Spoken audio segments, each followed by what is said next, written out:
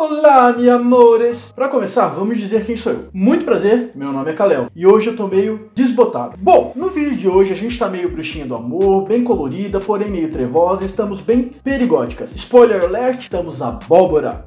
Então, assim, se você curte pele colorida, se você curte maquiagem artística, porém maquiagem social, dicas de como unir as duas, fica aí porque esse vídeo é pra você. Senta o bumbum aí e seja bem-vindo ao Por Trás do Clique.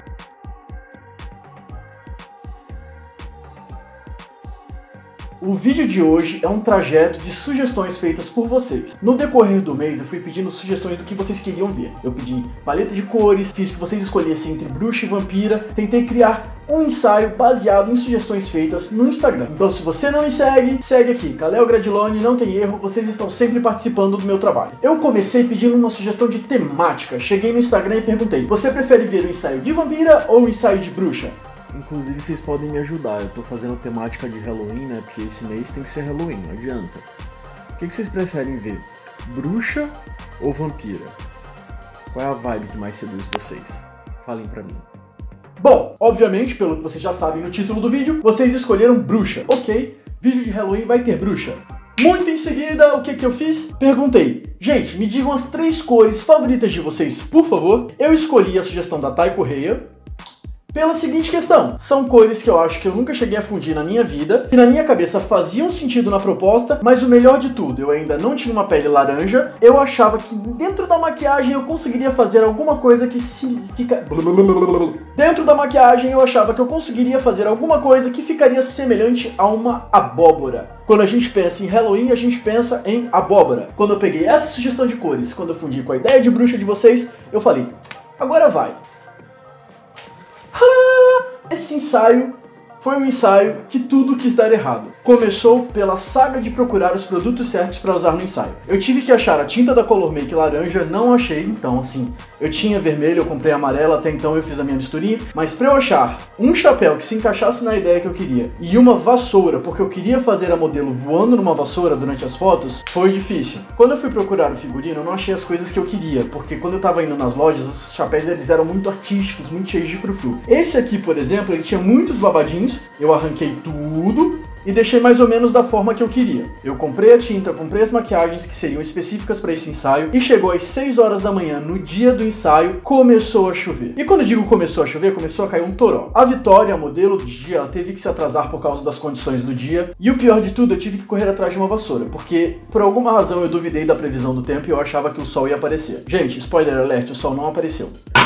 Mas a vassoura sim, porque às 6 horas da manhã eu achei a porcaria da vassoura que eu faria ela voando. Basta dizer pra vocês que devido à chuva, não rolou bruxa voando. A gente teve que se conformar com um ensaio de estúdio. Então pra compensar isso eu fiz a maquiagem, talvez não a mais cabulosa, mas uma das mais cabulosas que eu já fiz no olho até hoje. A maquiagem teve que sofrer algumas adaptações. A primeira dela foi: vou criar o tom da base que eu vou usar no rosto dessa menina. Eu tenho o clown amarelo, eu tenho o clown vermelho, eu tenho o clown branco. No fim eu tive um tom mais abóbora do que laranja. Apesar da Thay ela ter oferecido uma paleta de cores com laranja, eu falei: ok, eu vou adaptar só um pouquinho aqui, puxar um pouquinho mais pro abóbora a pele e depois eu compenso no cabelo e na maquiagem o laranja, porque eu queria remeter a uma abóbora. Criei aqui o tom de clown, bonitinho, do jeito que eu queria. E esse tom de clown que eu criei, ele se tornou a base do rosto dela. Começando os processos de maquiagem, eu fiz o que eu faço como de costume. Preparo a pele da menina, a pele da Vitória. Ela é normal, é uma pele que não tem muito poro, não me exige muito trabalho na hora de preparar a pele. A Vitória tem uma sobrancelha bem cabeluda, e isso vai ser muito bom no decorrer da maquiagem, vocês já vão entender o porquê. Porém, para eu fazer uma maquiagem mais polida, já que essa make vai estar muito complexa, eu sempre venho com uma pinça e tiro uns pelinhos aqui, uns pelinhos ali. E assim a gente deixa a maquiagem mais polida, no esfumado que eu demoro tanto tempo fazendo. A razão pela qual eu gosto de bloquear a hairline, especialmente em fotos de estúdio, bloqueando a hairline, eu escondo completamente o cabelo e crio uma nova pele para colocar a peruca por cima. Além do que, eu consigo aumentar a testa, melhorando muito mais o formato de contorno que eu vou fazer posteriormente durante a maquiagem. E é por essa razão, meus amores, que pó não dura comigo. Agora eu fiz uma coisa que eu nunca fiz antes, uma sobrancelha muito cabeluda. Quer dizer, eu acho que eu já fiz em mim, eu acho que eu já fiz num look em mim de drag, mas eu não lembro de ter feito isso numa modelo, então vai ser bem bacana dividir isso aqui com você. Eu fiz uma sobrancelha super diferentona usando corretivos da Bruna Tavares. Você pode pegar 3 tons, e isso vai depender do tom de sobrancelha que você quer. Aqui eu escolhi 3 tons abertos, apenas um para ficar a base da sobrancelha, um mais claro para dar os pelinhos e um no final que eu vou voltar no decorrer da maquiagem, mas isso aí a gente vai chegar lá com calma. Eu pego o corretivo da Bruna Tavares, molho uma escovinha e vou penteando a sobrancelha, desenhando ela. Assim eu deixo a sobrancelha mais cabeluda, defino uma base de cor para ela, tiro aquela cor original que é mais escura da sobrancelha da Vi, e assim eu crio uma sobrancelha mais ou menos platinada. Essa sobrancelha no final da maquiagem vai fazer muito sentido para a proposta que a gente está criando. Com o clown que eu customizei, eu corrijo a sobrancelha, e aí eu selo com um pó Toque de Natureza, que eu já falei para vocês aqui várias vezes, que é o meu pó favorito translúcido para pele colorida. Eu adoro essa fitinha Dual Tape, é uma fitinha que você encontra em farmácia, para curativos normalmente. Eu gosto de usar ela para dar a base do esfumado que eu vou fazer. O esfumado fica perfeitamente simétrico e fica bem afiado se você quiser. Primeira coisa que você tem que entender é que a gente vai trabalhar com muitas cores aqui para criar o esfumado perfeito. Eu começo com esse do Rosé da Vult. Aqui é a transição do esfumado, é onde o esfumado vai morrer. Depois, com o vinho desse quarteto da Dylos, eu venho para criar o esfumado. É esse vinho que vai dar o corpo do esfumado. Lembre-se, gente, a gente vai inserir cor em cima de cor, esfumar com pincel limpo, tem que ter paciência para criar essas transições. Com a paleta da Catarine Hill, que vocês venham trabalhando aqui direto, eu pego o tom roxinho. A gente vai começar a esfriar a cor, porque assim, o vinho, ele não pode puxar muito pro conhaque. A gente vai começar a trazer de volta a frieza dos tons, só para ter aquele esfumado que transiciona do vinho pro laranja e pro rosa. Esfuma, esfuma, esfuma. E aí na hora de trazer a profundidade, onde você normalmente usa o preto, eu escolhi usar o azul marinho, porque aí a gente vai trazer o frio, a profundidade, porque é um tom fechado, e a gente vai criar o desenho do côncavo dela aqui. Esfumo! Vamos falar agora sobre criar um spotlight. É um côncavo cortado com ponto de luz. A gente corta o côncavo no centro do olho. Eu gosto de descer até a raiz do cílio, quando é para criar um efeito de pum, tem uma luz batendo ali na tua pálpebra. Fica com aquela coisa assim, daquela abóbora que tem uma vela dentro, sabe? Fazendo esse côncavo cortado, eu desço até a raiz, porque a gente tem uma luz bem aberta saindo do olho dela. E aqui a gente vai criar várias transições para fazer com que esse olho pareça estar brilhando. Você vai esfumar esse clown com um cotonete nas beiradinhas, que é para a cor não morrer tão bruscamente no esfumado que você previamente fez. E agora que você fez isso, você pega o pincel, molha um pouquinho mais no clown branco e redefine a linha no corte ali de côncavo, apenas aqui na parte superior, porque aquela linha tem que estar extremamente definida. Para selar o clown nesse efeito de luz que a gente está tentando criar, eu venho com esse tom roxo da Catarine Hill e começo a pigmentar as beiradinhas ao redor desse olho que a gente está criando.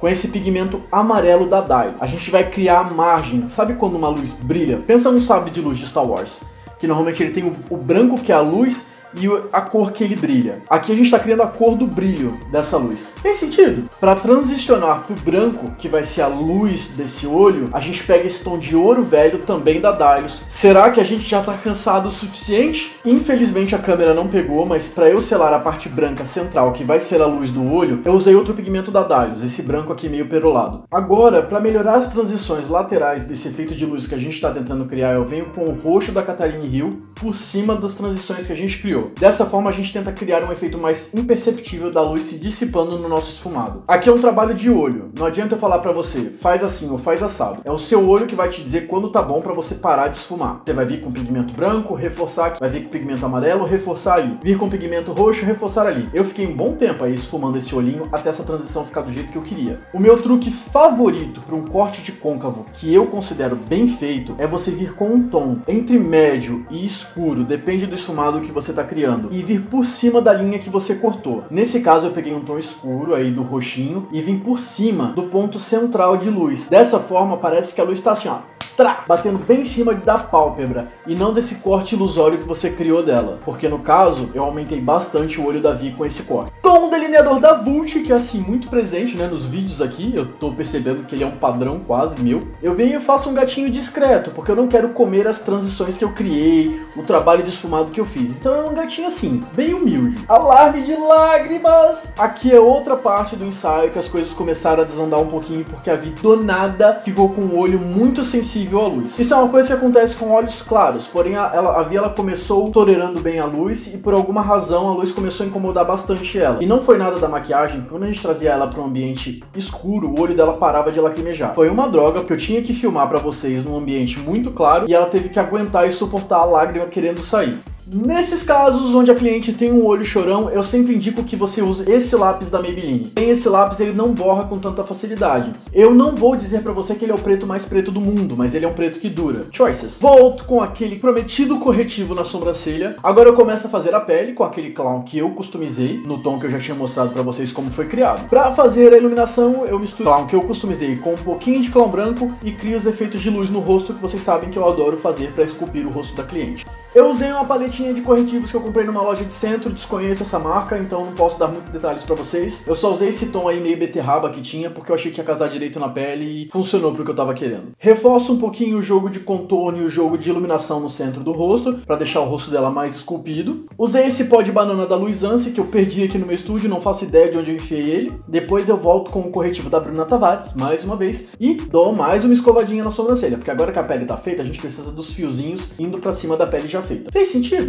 Com a cor laranja dessa paletinha de blush da Ruby Kiss, que é da Kiss, eu faço os contornos do rosto dela, né, em pó, no caso. Depois eu pego o tonzinho vermelho da paletinha da Catarine Hill e reforço por dentro desse contorno laranja que a gente criou previamente. Mas assim, com muita sutileza pra gente não ter uma marcação tão pesada na pele. Com essa paletinha da Ruby Rose de iluminadores, eu uso o tom branco para iluminar os pontos da pele. Eu faço uma iluminação bem dramática, porque eu quero aquela pele assim com efeito bem liso, assim, né, que uma abóbora teria. Faz sentido? Com esse lápis super preto da Dylos, eu faço a base do esfumado inferior. E essas sombras são o vermelho da paleta da Catarine Hill, o qual eu selo o preto e uso como transição desse preto. Ele esfuma direto pro vermelho que vai cair no laranja da pele. Com o delineador líquido, eu venho e crio um biquinho na linha d'água dela, que é para dar um efeito mais felino no olhar dela. Sacrifiquei esse brinco num ritual satânico pra colar na testa dela. Brincadeira, gente. Não sacrifiquei, não. Esse brinco, ele vai dar uma ideia solar no rosto dela. Sempre que eu vejo maquiagens de bruxa, eu vejo muito associado a uma meia-lua desenhada na testa. E eu acho isso lindo. Só que aí eu falei assim, bom, é legal, mas eu vejo bastante gente fazendo. Deixa eu dar uma ideia oposta à ideia que normalmente fazem e fazer uma coisa trevosa, porém solar. Se deu certo, é você que vai me dizer quando a maquiagem estiver pronta. Sabe essas decorações de unha que eu amo usar na minha maquiagem, né? Eu usei algumas circulares em ponto estratégico. Eu queria que elas estivessem ordenadas como se fossem um alinhamento de planetas, sabe? Então eu coloquei no cantinho aqui do olho e aqui no centro do nariz. Mais uma vez, fez sentido? Eu usei o batom Luisa, da Bruna Tavares, dei uma escurecidinha assim bem de leve com uma sombrinha nos cantinhos da boca. E pra deixar tudo em família, eu usei o Plastic Gloss Golden Peach no centrinho do lábio pra dar aquele efeito de luz, de brilho. Eu adoro criar isso na boca, gente. Esse Plastic Gloss ele funciona muito bem pra isso. Com essa máscara de cílios poderosa, Wonderlash da Bruna Tavares, eu dou aquela upada no cílio dela. E aí eu venho com Franken Cílios, que é um cílio que eu montei assim, com acho que 2 ou 3 pares, não me lembro agora exatamente. Coloco no olho dela e depois volto com a máscara pra unir os dois. E é isso, meus amores, temos uma maquiagem de uma bruxinha gótica meio celta com influência de abóbora, que na verdade é o efeito solar, que na verdade é uma coisa meio trevosa, mesmo sendo associada ao dia, e eu não sei mais o que eu tô falando, eu tô louca.